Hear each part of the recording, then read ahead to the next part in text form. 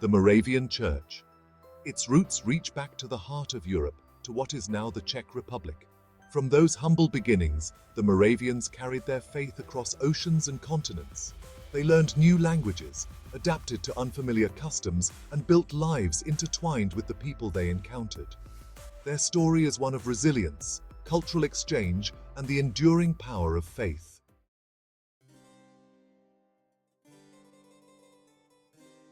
To understand the Moravian Church in Denmark, we must first travel back in time, back to the 15th century, to a region then known as Bohemia. Out of this turmoil emerged a group known as the Hussites, followers of the reformer Jan Hus. The Hussites sought a simpler, more personal faith, emphasizing education, literacy, and moral living. In the early 18th century, under Count Nicholas Ludwig Zinzendorf, the Moravians began to organize, establishing a community in Herrnhut, Germany.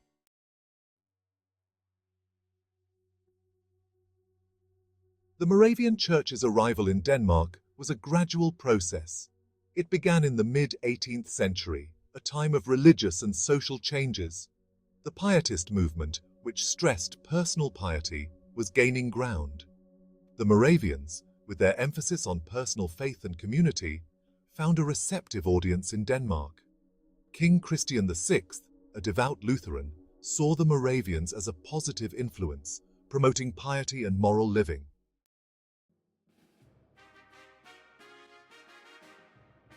The story of the Moravian Church begins amidst the rolling hills of Bohemia.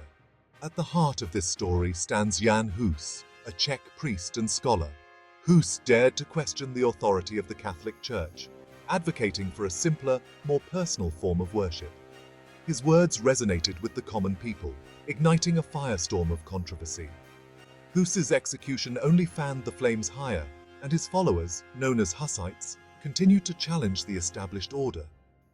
The Hussites faced fierce persecution, but clung to their faith, holding secret meetings and keeping the memory of Jan Hus alive. Their resilience would become a defining characteristic of the Moravian Church.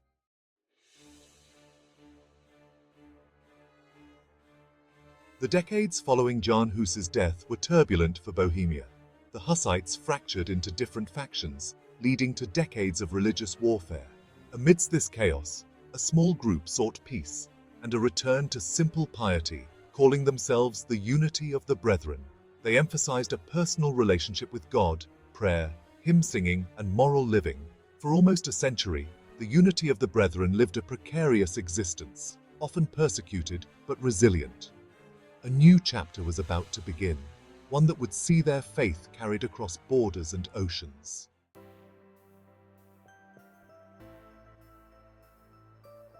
As the 18th century dawned, the unity of the Brethren seemed destined to fade into obscurity.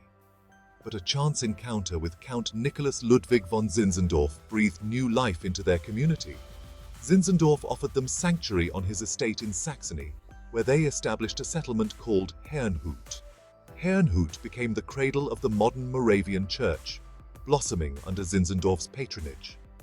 Refugees flocked to the settlement, drawn by the promise of religious freedom and communal living.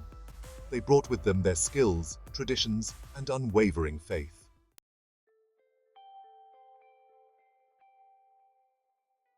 The Moravian Church, now thriving at Herrnhut, felt a deep sense of purpose. They embarked on ambitious missionary journeys, driven by faith and a desire to spread the gospel. News of the Moravians reached Denmark, a country in religious introspection. The Pietist movement had created fertile ground for the Moravians' message. Merchants carried stories of the devout community at Herrnhut, piquing curiosity. Danish aristocracy, influenced by Pietism, extended invitations to the Moravians to preach and share their hymns.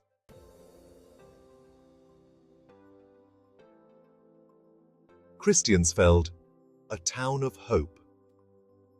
The Moravians arrived in Denmark as humble missionaries, ready to share their beliefs. Founded in 1773, Christiansfeld was envisioned as a model town, a beacon of Moravian ideals. The town was meticulously planned, reflecting the Moravian emphasis on order, simplicity, and communal living. Skilled craftsmen and artisans, the Moravians established workshops and businesses, contributing to the region's economy. They placed a high value on education, ensuring all members were literate and grounded in their faith.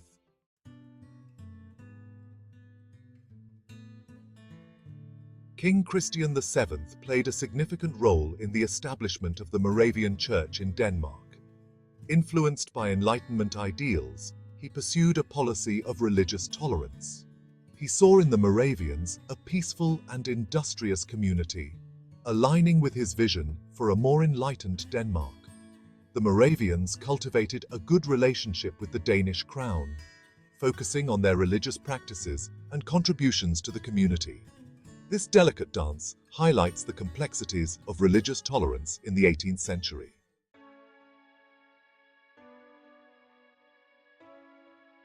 Word of the Moravian communities spread throughout Denmark. People visited Christiansfeld, attending services and engaging in conversations about their faith.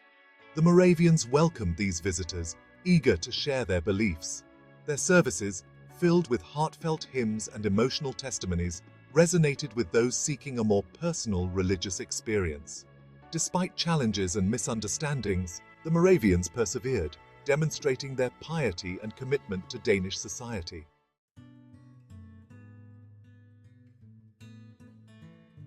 Imagine walking down a quiet street in Christiansfeld. The Moravians didn't believe in ostentation. Their buildings reflected their faith, simple, functional, and beautiful. The houses, built of brick with plain facades, stand shoulder to shoulder, reflecting the Moravian belief in equality. Each house is identical, a tangible expression of their values. Small touches, like carefully crafted doors and window boxes, speak volumes about the Moravian character, attention to detail, love of beauty, and belief in grace.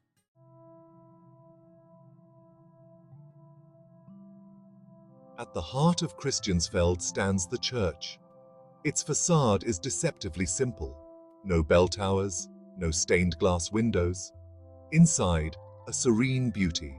Soft, natural light filters through high windows. Pristine white walls create spaciousness. The simple wooden altar with a plain cross. Designed to foster community. Pews in a circle ensure equality. Congregation singing fills the space. The church is the soul of the community. The Moravian church settlements in Denmark were more than just collections of buildings. They were self-sufficient communities. Take, for example, the settlement at Nykøbing Falster. The Moravians focused on craftsmanship, becoming renowned as weavers, potters, and clockmakers. Their workshops were a hive of activity. The Moravians also placed a high value on education. Their schools attracted students from far beyond the settlements. The Moravian settlements were like small, self-contained worlds.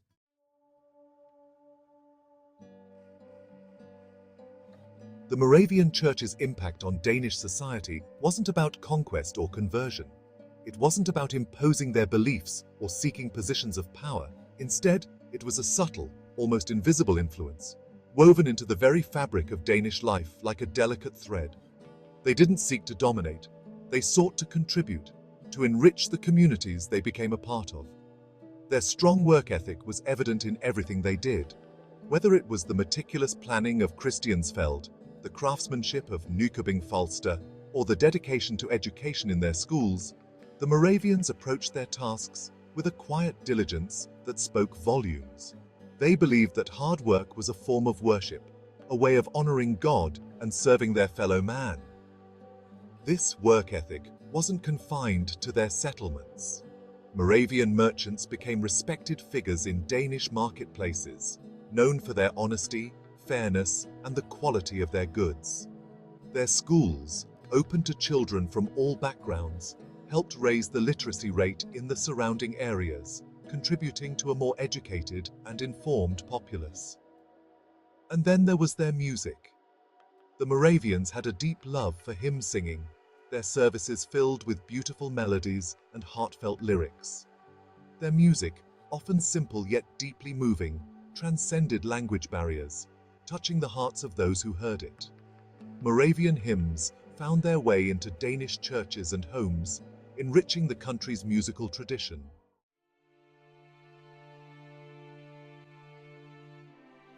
Walking the streets of Christiansfeld today, one can't help but feel a sense of tranquility, a sense of stepping back in time. The Moravian legacy is palpable in the well-preserved architecture, in the quiet rhythm of life, in the air of understated piety that still pervades the town.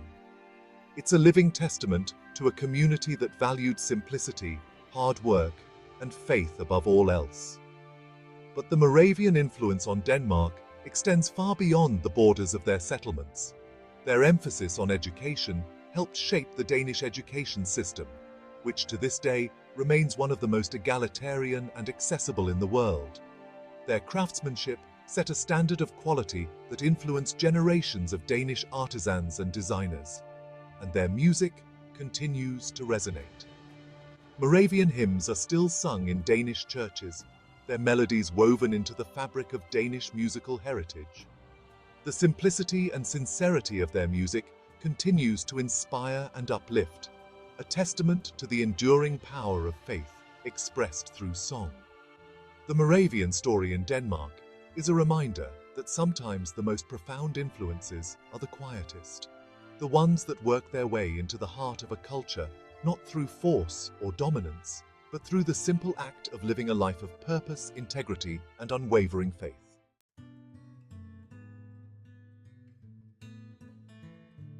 The Moravian Church might not be the first thing that springs to mind when one thinks of Denmark. Vikings, perhaps, or Hans Christian Andersen's fairy tales.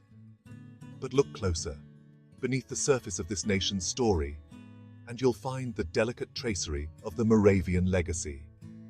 It's there, in the quiet orderliness of Christiansfeld, a town seemingly frozen in time, its cobbled streets whispering tales of piety and industry. It's there in the enduring tradition of craftsmanship, the attention to detail, the quiet pride in a job well done that still marks many Danish trades. And it's there in the strains of a hymn, sung in a village church, its melody echoing those that once filled the air in Herrnhut, a world away. The Moravians didn't conquer Denmark. They didn't seek to impose their will. They came as guests, as fellow travelers on the path of faith, and in doing so, they earned a place in the heart of Danish culture. Their story reminds us that sometimes the most profound influences are the quietest, the ones that seep into the soul of a nation not through grand pronouncements, but through the simple act of living a life of purpose, of integrity, of quiet dedication to one's beliefs.